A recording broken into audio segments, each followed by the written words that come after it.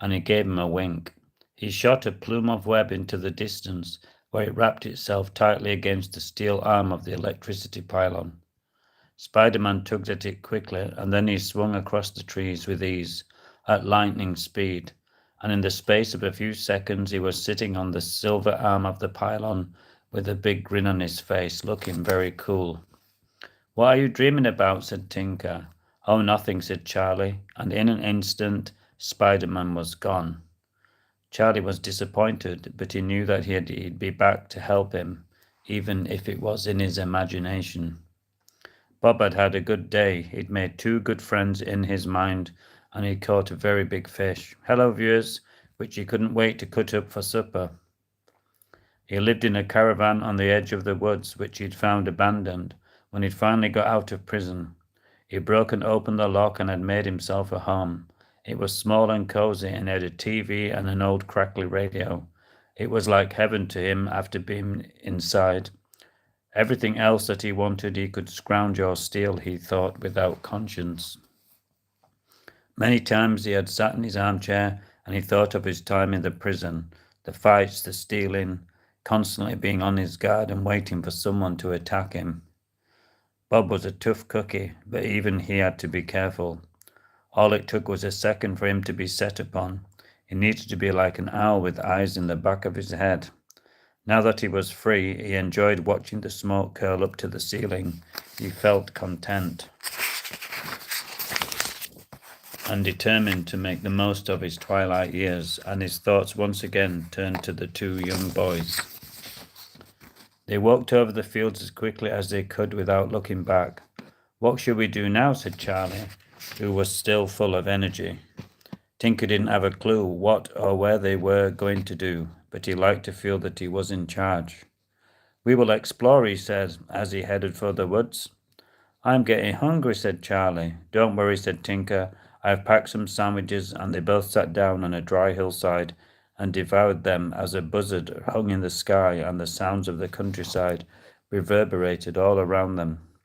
In the distance, Charlie could see a couple of brown dots, and they appeared to be moving. It took them a while to realize that they were cows. "I want to see the cows," he said, getting excited. "Calm down," said Tinker as he passed his bottle of water around. Charlie had never been near cows before, and he wondered what they were like. He didn't expect them to be as big as they were. Luckily, they didn't look dangerous. "Hello, viewers." As they got closer, they appeared so much larger to Charlie. "Bath UK. They look almost like dinosaurs," he thought, and he was glad that they were separated by a strange-looking wire fence. It didn't look to Charlie that it was strong enough to keep them safe. "What kind of fence is it?" he asked Tinker, who was marching confidently in front of him. "It's an electric fence," said Tinker. "Whatever you do, don't touch it. It will hurt," he said. As they got close to the fence, they could hear it buzzing, and it sounded like dragonflies trapped in a milk bottle. The cows were still like great big wet sacks, and the only movements they made were the swish of their tails as they brushed the flies away, or the opening and closing of their big sleepy eyes, which reminded Charlie of the hatch from a submarine door. "Hello, viewers, please sub me if you like it." They looked like bored sunbathers, thought Charlie, and he was getting quite bored himself. And the buzzing of the wire was playing on his mind, and the urge to touch it was strong. How painful could it be, he thought, as Tinker lay down in the grass and he looked up at the endless blue sky. Charlie reached out his hand tentatively as the wire throbbed like his heart. He knew that it was a foolish thing to do, but he was feeling brave. He felt the presence of Spider-Man hovering over him, and he reached out and he tentatively touched the wire. It was a big mistake. It was instant. It jolted Charlie's arm, and he did his best not to cry out. The last thing he wanted to do was to alert Tinker to what he'd done to himself. He didn't want to appear foolish, but as the pain shot up his arm, he knew that he was. His arm shook with the pain, and it was much worse than he'd expected. His whole arm had gone numb, and it was as if the electricity was still reaching out to him, as the pain would not go down and lessen. Now he could see why the cows were staying so far away from it, and Charlie knew that he wouldn't be making the same mistake again. He looked over at Tinker, who was dozing in the sunshine, and he was glad that he hadn't witnessed what he'd done. Charlie put his arm inside his coat and he prayed that the throbbing pain would end. It felt like he had grabbed an electric eel and it wouldn't let go. Tears stung his eyes, but he was determined not to cry. The cows were staring at him as if in sympathy, and slowly the pain in his arm subsided. Tinker woke up and once again they were marching off through the fields. One of the cows was snorting and banging its hoof on the dusty floor. "Don't run," said Tinker helpfully. "It's a bull and they can be dangerous," he added. Charlie tried not to touch his arm, but it was impossible. "What's wrong?" said Tinker.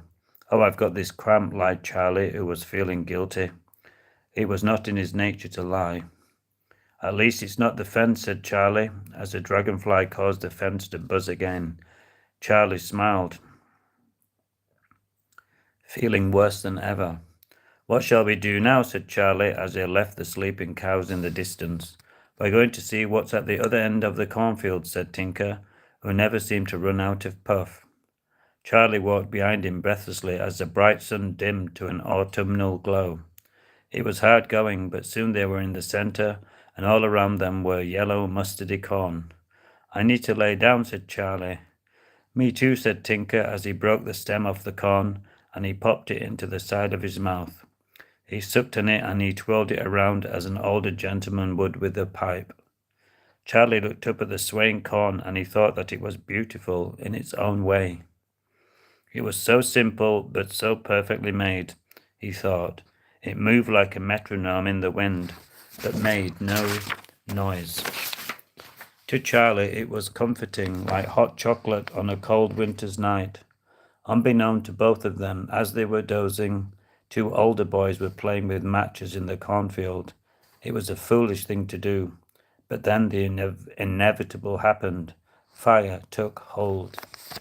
Hope you liked me reading my book. Hope you enjoyed it. Please sub me if you liked it.